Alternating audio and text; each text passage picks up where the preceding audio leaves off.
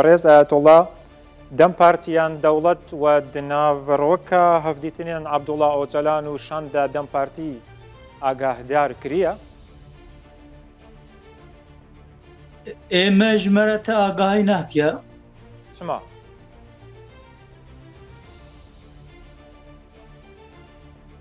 بەڵێ چما و ئاگاهدار نەکریە؟ پەیوەندی یان ارتباطێک نینە؟ ارتباط ما هەیە بەس جارا عەول گەرەک پارتیە گۆ پەرلەمانتۆی دەبێنە زیارەتکردن محتەمەلەن پشتی گۆ پارتیە پەرلەمانتۆی دە زیارەتکردن وێ پارتیە دیترێ گۆل دەربەنە زیارەت بکنیانی بەنەرینەوە ئارمانجا هەفدیتنێن دەم پارتی و عەبدوڵڵا ئۆجەلان چییە؟ وەڵا لەگۆر قەنەعەتێمە تەدیت دنیا تێ گوهەرتن حەربا سیسیەمین مەترسیا وێنە هەیە ji bo vêna dewleta Tirkî jî fehm dike dixwêne got belê bi vî şeklê got hal û astengî ji mesela Kurd û Kurdistanê re derdixê naçe serî ew jî dixwaze zagoneke nû veke aşitiyek bê hem rojhilata navîn hem jî dewleta Tirkî bo vêna lazima tewîz nabide yanî daha rast negot tewîz maf nabide yanî îro ev tundî nema radike yanî însan ne wek zamanê berê ne dünya ne wek zamanê berê ye îro dünya modern amaca wê hedefa wê sereke her kes li ser mafê mirovat sekinê bi qanûneke goberiyan hat donema eskerî de hatiye çêkirin bi zagoneke were dewleta Tirkî nema tê meşandin yani her keskî yani hem Dem Partî hem AK Partî hem MHP hem CHP yani 84 milyonê gol Tirkî dijin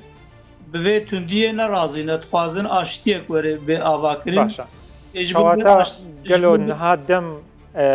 guncaw ku dewlet ji bo çareseriya pirsgirêka Kurd li Tirkiya amade bike? Êdem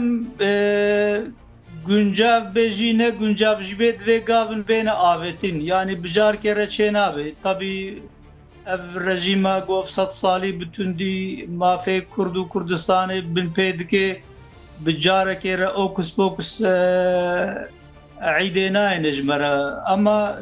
lazima xebatin bêne destpêkirin ji deverekê destpêkirin bê çêkirin. Baş her kes dibêje Tirkiya dewleteke Kurd û Türk e lê ev yek di nav qanûna bingehiya dernekeftiye çawa dibe madeyên qanûnî yan bingehên qanûnî zaten ez her tim dibêjim yani eva bû 100 salî û weqe'a jî ev e yani wextê got ev komera hane hatiye avakirin Kurd û Tirka bi hev re avakiriye piştî got xweş dijmin xilaskirine ketine rihetiyê de mixabin xayintî li Kurda hatiye kirin mafê Kurda hatiye perçiqandin ji bo wêne beriya her tiştî ez her tim tên mezman wextê got rastî meselê de hebe علامتê rastiyê tedît kurman ji dibêjin divê alametê mirinê taya alametê baranê baye yani wextê got alametê qenciyê divê meselê de hebin beriya her tiştî divê mafê Kurd û Kurdistanî û gelê Kurd û herema Kurdistanê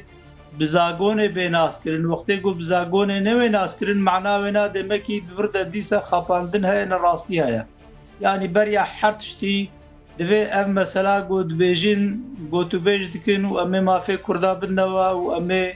xwedê giravî dewleta Tirkî wê mezinatiyê bike di rojhilata navîn de û mafdariyê bike di rojhilata navîn de beriya va tişta va hemûa divê di zagonê de maf bê dîtin zagon bê rastkirin wextê got zagon nevê rastkirin mena wêna dîsa wê cardin Kurda bixapînin. بەڵێ بەڕێز ئایەتوڵڵا عەبدوڵڵا ئۆجەلان بانگ لێ پەرلەمانتۆ و ئۆپۆزیسیۆنە دکە و بەشداری پێوەژۆیە بن ئەو ڕێیەکە باشە و پێوەژۆیەک سەرکەتی بە yani tabii yani vakti go parlamento beştar bibin partiye parlamento beştar bibin ve rahati çebe ve svukayı çebe. Yani çareseri dîse bi parlamentoya ne bi parlamento be çareseri dernakeve yani gereka riya çareseri elbette ki parlamentoya. گر شاندا دەم پارتی بێنە جەم وا وە چ دبێژن ینی پێشنیاز و نەریناوە چیە بۆ پێواژۆی ئاشتی نەرینامە مەسەلا کورد نزیکێ 6 میلیۆن ڕۆژهڵاتان ناویندا کورد هەیە لە ترکیژی محتەمەلەن دۆرا 40 میلیۆنی کورد هەیە یانی ئەم پشتگirêka her kesiye yani gereka bi hemû aliyê civakê re Rûspiyê wê eşterebêjim Seydayê wê axayê wê eşîrê wê bi hemû aliyê civakê ve gereke îstîşare pêkirin gereke fikr û ramanê wa bêstandin yani erê her ne qedar muxatab kitla mezin îro partiya Dem Partiye ama lazim e Dem Partî vanê dî ji bîra neke yani wextê got Dem Partî bêje bêwela ez hêza mezinim û ez çawa bikim ez ê bikim û dewlet jî sadece Dem Partî muxatab qebûl bike bi rastî evana xeletî ye yani çimkî Kurdistana Tirkî gelek Kurd li Tirkî wek bexçê gulan e hemû rengê wa tê hene hemû fikrê wa tê hene hemû ramanê wa tê hene lazim e eger aşîtiyeke bi tevahî dixwaze bê te çêkirin divê bi va renga hemû re yani bi ê hemû aliya ve gotûbêj bêkirin fikr û ramanê wa bêstandin li gora wê nabe çêkirin. Lê zor spas berêz Ayetullah Aştî serokî Partî Azadî ke li Mêrdûnê legelim bûyî zor spas.